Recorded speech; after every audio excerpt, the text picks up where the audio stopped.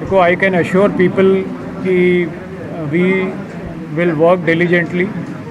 ਅਸੀਂ ਪੂਰੀ ਜਿਹੜੀ ਹੈ ਮਿਹਨਤ ਨਾਲ ਕੰਮ ਕਰਨਗੇ ਔਰ ਜਿਹੜੀ ਪ੍ਰਾਇਰਟੀਜ਼ ਮੈਂ ਆਪਣੀ ਰੱਖੀ ਹੋਈ ਹੈ ਉਹਨਾਂ ਵਿੱਚੋਂ obviously control of crime is one.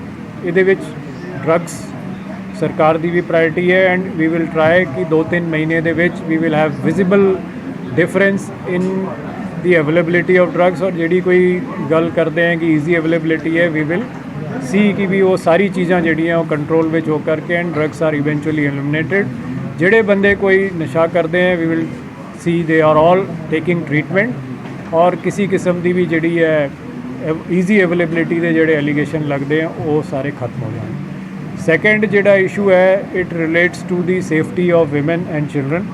ये बड़े सारे क्राउडेड एरियाज़ हैं, साढ़े इंडस्ट्रीयल एरियाज़ हैं जिहड़े बहुत संघनी आबादी रहिंदी है, बच्चे बच्चियाँ, उन्होंने बारे कई तरीके के क्राइम्स होंगे हैं एंड मिसिंग की भी कंप्लेंट होंगी है।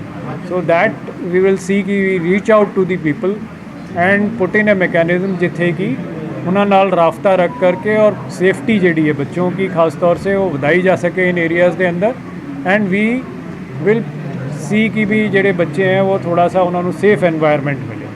तीजा साडा जोड़ा है इंडस्ट्रीयल एरिया जो है lot of industrial activities happening जेडे करके some crime related to or some incident related to robbery, theft etc is reported, जेड़ा कि साढ़े लिए भी एक बड़ा important विषय है because industry is a very important part of the entire माइल्यू जेड़ा इत्थे दा लुधियाने दा है। इस नूं टैकल करन दे लई we will request for cooperation जेड़े from the people also from industrialist कि वो अपने तौर पे भी as a group they should put in place some kind of a security system. We will supplement with CCTV system and our own patrollings.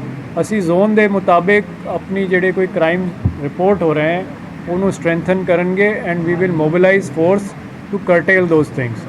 But एक बार दे विच पूरी city दे विच same तरीके की पेट्रोलिंग नहीं लग सकती।